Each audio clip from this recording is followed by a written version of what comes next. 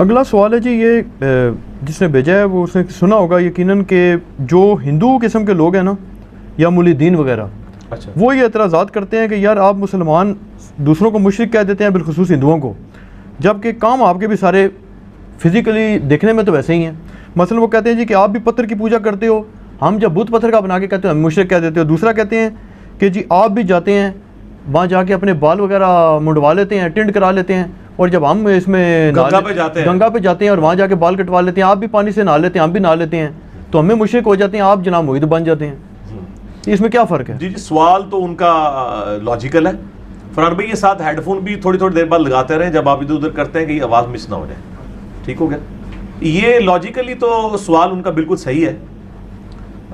اب ہم اس کو ایڈریس کرتے ہیں لاجیکلی۔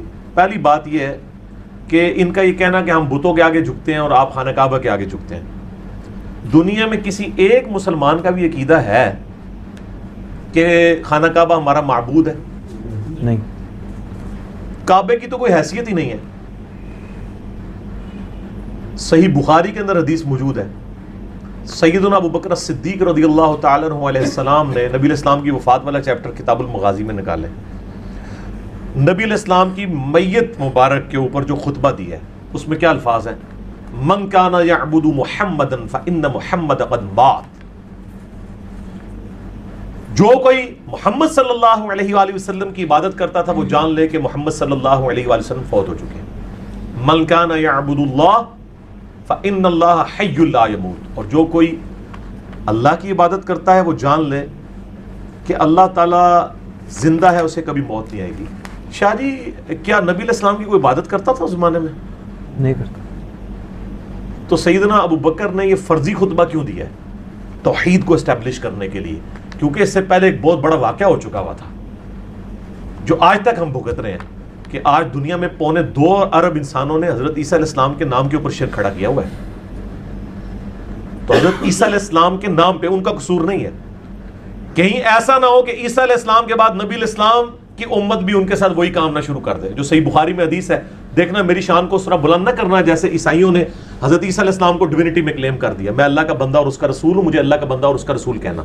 نبی علیہ السلام اپنی امت کو سمجھا رہے تھے اور سیدنا ابو بکر نے تو حق ادا کر دیا، یعنی ایک فرضی بات کر دی کہ اگر کوئی کرتا تھا جان لے، اب چھوڑ دے کہ نبی علیہ السلام فوت ہو چکے ہیں۔ جو فوت ہو جائے، جسے موت آ جائے، اس کی عبادت نہیں ہو سکتی، اللہ زندہ ہے، اس کو موت نہیں آئے گی۔ تو نبی علیہ السلام کے بارے میں ڈیوینٹی نہیں کلیم کی امت نے۔ رہا کعبہ، تو مسند احمد میں صحیح سند کے ساتھ حدیث موجود ہے کہ نبی علیہ السلام نے خانہ کعبے کو مخاطب کر کے کہا کہ اے کعبۃ اللہ تیری بڑی عزت ہے، لیکن اللہ کے نزدیک ایک مسلمان کا دل دکھانا اس سے زیادہ بڑا جرم ہے کہ کوئی شخص کعبے کی اینٹ سے اینٹ بجا دے، وہ چھوٹا جرم ہے۔ یعنی نبی علیہ السلام کہہ رہے ہیں کہ کعبے کو توڑ دینا، تباہ و برباد کر دینا، یہ چھوٹا جرم ہے، مسلمان کا دل دکھانا بڑا جرم ہے۔ کیا کوئی ہندو یہ سٹیٹمنٹ دے گا کہ ہمارے بتوں کو توڑنا یہ چھوٹا جرم ہے اور ہندو کا دل دکھانا بڑا ہے؟ وہ تو اس کو معبود کے بت مان رہے ہیں۔ تو اگر مسلمانوں کو یہ تعلیم دی جاتی، پھر ہر سال 2 دفعہ غلاف کعبہ چینج ہوتا ہے، میرا ایک دفعہ محرم میں ہوتا ہے اور ایک دفعہ رمضان شریف میں، اور وہ خانہ کعبے کے اوپر چڑھے ہوئے ہوتے ہیں غلاف کعبہ چینج کرنے والے لوگ، ٹھیک ہے جی؟ تو کیا ہندو اپنے بتوں کے اوپر چڑھیں گے، ان کو اپنے پاؤں کے نیچے رون دیں گے؟ مسلمان تو روند رہے ہوتے ہیں، یہی پوری دنیا کو میسج دے رہے ہوتے ہیں کہ یہ ہمارا معبود نہیں ہے، یہ بھی پتھر ہے۔ پھر بخاری و مسلم میں حدیث ہے، سیدنا عمر نے کعبے کی تو چلے، کعبہ تو جاج ابن یوسف نے بنایا ہوا ہے نا، پتھر تو جاج ابن یوسف کے ہیں جو آخری تعمیر ہوئی ہے۔ خانہ کعبے میں صرف ایک پتھر ہے جو متبرک ہے، آسمان سے اتارا گیا یاقوت ہے، جو جامع ترمذی میں حدیث ہے، وہ ہے حجر اسود جی، باقی سارے دنیا کے پتھر ہیں، وہ جنت کا پتھر ہے۔ اسی لیے چومنا بھی صرف اس کو ہوتا ہے اور کسی پتھر کو چومنا نہیں ہوتا۔ تو جنتی پتھر جو اس میں نصب ہے حجر اسود، اس کے بارے میں بخاری مسلم میں حدیث ہے، سیدنا عمر طواف کعبہ کے دوران اس کے پاس آئے اور کہا ہے حجر اسود تو ایک پتھر ہی ہے، نہ کسی کو نفع دے سکتا ہے نہ نقصان۔ کیا ہندو اپنے بتوں کہتے ہیں پتھر ہی ہو تسی کے کر سکتے ہو؟ اگر یہ وہ کہنا شروع کر دیں تو ہمارے والی ڈاکٹرائن پہ عمل کریں گے نا۔ باقی کعبے کے پتھروں کی تو کوئی حیثیت ہی نہیں ہے، حجر اسود کو سیدنا عمر بخاری مسلم دونوں میں کہہ رہے ہیں تو ایک پتھر ہے، نہ نفع دے سکتا ہے نقصان۔ اگر میں نبی علیہ السلام کو چومتے ہوئے نہ دیکھتا تو نہ چومتا۔ ایک چیز کلیئر کر دی، نفع نقصان نہیں دے سکتا، چومنا ایک سنت ہے۔ جیسے قبلہ سمبل آف یونٹی ہے، جسٹ ہم قبلے کو سجدہ نہیں کر رہے ہوتے، قبلے کی طرف سجدہ کر رہے ہوتے ہیں، ٹھیک ہے، تاکہ مسلمانوں کا ایک سمبل آف یونٹی رہے، نہ کہ یہ کہ ہم اس کے آگے اس کو پتھر سمجھ کے تو اس کو سجدہ کر رہے ہوتے ہیں، نعوذ باللہ۔ ورنہ وہ تو قبلے کے جو اپنے پتھر ہیں وہ تو دنیاوی ہیں، اس میں جو سب سے متبرک پتھر ہے اس کا سٹیٹس حضرت عمر نے کلیئر کر دیا، باقی پتھر تو کس شمار میں ہے پھر، جب حجر اسود کا ہی ہے۔ اس میں ایک آگے کمزور روایت ہے المستدرک للحاکم میں کہ سیدنا علی ساتھ تھے تو انہوں نے کہا کہ اے عمر یہ نفع بھی دیتا ہے اور نقصان بھی دیتا ہے، اہل ایمان کی گواہی دے گی۔ یہ جعلی روایت ہے کیونکہ اس میں ابو ہارون متروک راوی ہے، کذاب راوی ہے، وہ چھوٹا ہوا، یعنی محدثین نے اس کی حدیثیں چھوڑ دی تھی، اور یہ والا پورشن جو ہے صحیح نہیں ہے، پہلا پورشن ہی بخاری مسلم میں ہے وہی صحیح ہے، ٹھیک ہو گیا جی۔ تو سیدنا عمر نے تو اپنا موقف بتا دیا۔ اب آ جائیں گنگا پہ نہانے کا۔ گنگا کی سند کوئی کتابوں میں نازل نہیں ہوئی ہے، اور الہامی کتابوں کے اندر زمزم کی سند موجود ہے، زمزم کا ذکر تورات کے اندر بھی موجود ہے، آج بھی آپ اولڈ ٹیسٹمنٹ نکال کے دیکھ لیں، اور ہماری احادیث کے اندر بھی موجود ہے، اور باقی بال منڈوانا یہ ساری چیزیں چلیں یہ چھوٹی ثانوی حیثیت ہے، اصل چیز ہے توحید کا مسئلہ، اور وہ یہ کہ ہم خانہ کعبہ کو نہیں پوجتے، کوئی دنیا کا مسلمان خانہ کعبہ کو اپنا معبود نہیں سمجھتا۔ یہ بیسیکلی پروپیگنڈا 9ویں اور 10ویں صدی عیسوی کے اندر کرسچینٹی نے اسلام کے خلاف کیا تھا کہ یہ ایک بلیک سٹون ہے ریگستان میں جس کے یہ پجاری ہیں۔ آپ کو پتہ ہے یہ جب تک مسلمانوں کی دعوت گوروں تک صحیح طریقے سے نہیں پہنچی نا کتابوں کی شکل میں، تو انہوں نے اپنی پبلک کی مت اسی طریقے سے ماری ہوئی تھی۔ جیسے ہم قرآن و سنت سے بات کرتے ہیں نا تو کہتے ہیں یہ تو جناب وابی نے، ہم کہتے ہیں ہم نہ وابی نہ بابی۔ یہ کلپ میرا دیکھو، نہ میں وابی نہ میں بابی، ٹھیک ہے۔ جہاں وابی نے انہوں نے پوچھو تو تسی آپ بابی ہو، تسی آپس ہی اپنے معاملات طے کرو، اسی تے کتاب و سنت کے ماننے والے۔ تو ایک پروپیگنڈے کے لیے زہریلے الفاظ بولے۔ کرسچنز نے جب دیکھا صلیبی جنگیں تو وہ ہار رہے ہیں، انہوں نے مسلمانوں کے خلاف زہر گھولا کہ یہ تو بت پرست ہے، پیگن ہے، یہ اللہ کو نہیں مانتے، ٹھیک ہے، جو سانو کہتے ہیں اماموں نہیں مانتے، حالانکہ اماموں کو ہم ہی تو مانتے ہیں۔ آپ کے پاس تو یہ کتابیں پڑھی ہوئی ہیں، ہم تو پڑھی ہوئی بھی ہیں اور دکھاتے بھی ہیں۔ تو یہ پروپیگنڈا کیا، بلیک سٹون کو پوچھتے ہیں۔ پھر مسلمانوں نے کلیریفیکیشن دی۔ آپ دیکھیں اجماع اور اجماع کی خوبصورتی دیکھیں اور اسلام کی حقانیت، کہ کسی تھکڑ سے تھکڑ مسلمان کو، میرے جیسے کو کھڑا کر کے پوچھیں تو وہ بھی کہے گا یار کعبے کو تو نہیں ہم پوچھتے، کعبہ تو یار پتھر ہے،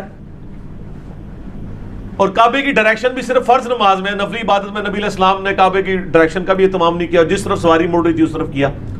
حضرت بلال کو خانہ کعبے کے چھت کے اوپر چڑھا کے جو ہے وہ اذان دلوائی۔ مسند احمد میں آتا ہے مولا علی علیہ السلام کو اپنے کندھوں پہ سوار کر کے کعبے کے اوپر چڑھایا اور بتوں کو توڑوایا، ورنہ تو مطلب ایک منجنیق رکھی جاتی، اس سے بندہ لٹکایا جاتا، کدھر پیر نہیں لگ جان کعبے ہوتے، بے ربطی ہو جائے گی۔ اور پریکٹیکلی مسلمانوں نے نعوذ باللہ جو کچھ کعبے کے ساتھ کیا ہے، یزید نے اور حجاج بن یوسف نے، اس نے تو رہی سے ہی کسر بھی نکال دی، اب بھی کسی کو یقین نہیں آتا۔ گو وہ ایک نیگیٹو کام تھا، لیکن میں یہ بتانا چاہ رہا ہوں کہ وہ انہوں نے اس چیز کی پرواہ نہیں کی ہے، ٹھیک، تو یہ ان کا موقف بالکل باطل ہے، ٹھیک ہے۔ ہو گیا۔ اچھا، جن قبروں وغیرہ پر شرک موجودہ دور میں ہو رہا ہے اور ان کے متعلق تواتر سے یہ بات، یعنی کہ جو ہمارے اس بالخصوص سب کانٹیننٹ میں کہی جاتی ہے کہ جی یہ بڑے جو ہیں مشہور اولیاء تھے اور بڑے یعنی اچھے لوگ تھے اور انہوں نے مسلمان کیا لوگوں کو ساروں کو، تو یہ آپ کیا سمجھتے ہیں کہ مطلب ہے آج کے لوگ جو کر رہے ہیں کیا اس کی ذمہ داری ان پر عائد ہوگی جو کہ 4 5 5 8 800 1000 سال پہلے دنیا سے جا چکے ہیں؟ دیکھیں جی، یہ جو 800 1000 سال پہلے جا چکے ہیں نا جی، ان سے پہلے تو ہمیں ان بزرگوں کو پکڑنا چاہیے جو 800 سال والوں سے بھی پہلے 500 سال پہلے گزر چکے ہیں۔ یہ صحابہ، تابعین، تبع تابعین، امام بخاری، امام مسلم، جن کی اتھینٹسٹی ہے دنیا میں، جن کی کتابیں مانی جاتی ہیں۔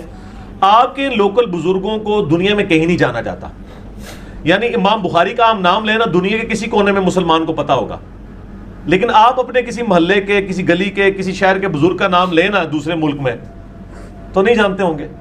لہٰذا یہ سارے لوکلائزڈ لوگ ہیں، یعنی انٹرنیشنل لیول کے لوگ نہیں ہیں یہ۔ باقی رہا کہ ان کے عقائد کیا تھے، ہمیں اس کی ڈیٹیل میں جانے کی ضرورت نہیں۔ ان کی کتابیں جو ہم تک پہنچی ہیں وہ ٹیمپرڈ فارم میں بھی ہو سکتی ہیں، اس میں عقائد تو کتاب و سنت کے خلاف ہے، ان کے بارے میں ہم اس لیے حکم نہیں لگا سکتے، وہ ہمارے سامنے موجود نہیں ہے۔ اہم ممکن ہے ان کی کتاب ہی نہ ہو۔ کتنی گستاخانہ عبارتیں میں نے ہائی لائٹ کی ہیں مسئلہ 71B کے اندر، انڈیا اور پاکستان کے بزرگوں کی 19 گستاخانہ عبارات کا تحقیقی جائزہ. اگر ان کی یہ ضد ہے کہ یہ کتابیں ان کی ہیں تو یہ بڑا خطرناک معاملہ ہو جائے گا. ہمارا موقف یہ ہے کہ جو مر چکا ہے اپنے انجام کو پہنچ چکا ہے, اچھا یا برا اللہ تعالیٰ کے سپرد. ہم کسی کے بارے میں کوئی نیگیٹو بات نہیں کرتے اور کسی کے بارے میں ایسی پازیٹیو بات بھی نہیں کرتے کہ کل کو ہمیں اللہ کے حضور جواب دے ہونا پڑے. ہم خاموشی اختیار کرتے ہیں. ہم آج کے دور کے لوگ جو عقائد لے کے آئیں گے ان کو کتاب و سنت کے اوپر پیش کریں گے. پرانے لوگوں کا معاملہ جو ہے نا وہ ان کے ساتھ رہنے دیں. آپ تعلیمات کو ڈسکس کریں کہ یہ تعلیم ہے. ہم تو کہتے ہیں ان کے بارے میں جو چیزیں منسوب کر رہے ہیں وہ صحیح سند سے ثابت ہی نہیں ہے. آپ سے میں پوچھتا ہوں, اس دنیا میں سب سے بڑے بزرگ وہ ہیں جن کو سب سے زیادہ لوگ مان رہے ہیں. انسانوں میں وہ بزرگ کون ہیں؟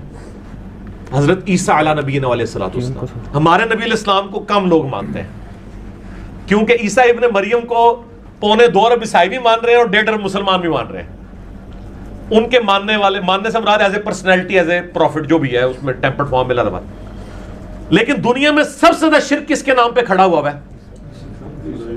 عیسیٰ علیہ السلام کے نام. بیگوٹن سن آف گاڈ, گاڈ انکارنیٹس, یہ سارا کچھ بولا جاتا ہے. لیکن کیا عیسیٰ علیہ السلام کے بارے میں ہم یہ کہہ سکتے ہیں کہ نعوذ باللہ ان کی یہ تعلیمات تھی؟ قطعاً. اگرچہ ان کی طرف منسوب تعلیمات شرکیاں ہیں لیکن قرآن ان کے دفاع پہ کھڑا ہوا ہے. کھڑا, ٹھیک ہے. باقی کسی بزرگ کے بارے میں قرآن نہیں کھڑا ہوا, اس لیے ان کے بارے میں ہم خاموشی اختیار کرتے ہیں. عیسیٰ علیہ السلام کا ہم گج وج کے دفاع کریں گے وجیہاً فی الدنیا والآخرہ. اللہ نے قرآن میں کہا ہے لقد کفر الذین قالوا ان اللہ هو المسیح ابن مریم, بے شک وہ کافر ہیں جو کہہ رہے ہیں کہ عیسیٰ ابن مریم جو ہے وہ اللہ ہی تھے. وقال المسیح, جبکہ مسیح تو خود کہتے تھے یا بنی اسرائیل اعبدوا اللہ ربی و ربکم, اے بنی اسرائیل عبادت کرو اس اللہ کی جو تمہارا بھی رب ہے اور میرا بھی. انہ من یشرک باللہ فقد حرم اللہ علیہ الجنہ ومأواہ النار وما للظالمین من انصار, بے شک جو کوئی شرک کرے گا اللہ نے اس پہ جنت حرام کر دی, اس کا ٹھکانہ دوزخ ہے, وہاں اس کا کوئی مددگار نہیں ہوگا. عیسیٰ ابن مریم کی طرف سے تو میرے رب نے گواہی دے دی ہے, عیسیٰ ابن مریم کا دفاع تو میں ہر جگہ پہ کروں گا. باقی کسی شخص کا دفاع ہم اس لیے نہیں کریں گے کہ دونوں طرف باتیں موجود ہیں. ہم نہ نیگیٹولی کرتے ہیں نہ پازیٹیولی.